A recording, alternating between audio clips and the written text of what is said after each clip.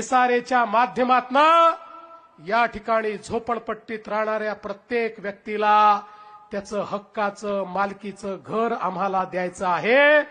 आणि मी तुम्हाला सांगतो, पूर्वी ज्यावेळी झोपडपट्टी मुक्त मुंबईचा विचार केला जायचा त्यावेळी झोपडपट्टीवाल्यांना इकडून काढून कुठेतरी टाकून द्यायचं, अशा पद्धतीची संकल्पना होती। होय, आम्ही झोपडपट्टी मुक्त मुंबई करून दाखवू, पण त्या झोपडपट्टीत बसलेल्या गरीबाला त्याचं हक्काचं घर हे आम्ही त्या ठिकाणी दिल्याशिवाय थांबणार नाही, हा आमचा संकल्प आहे। आणि आज मला दिसतंय पुढच्या 7 वर्षांमध्ये एक आम्ही रोडमॅप तयार केलाय।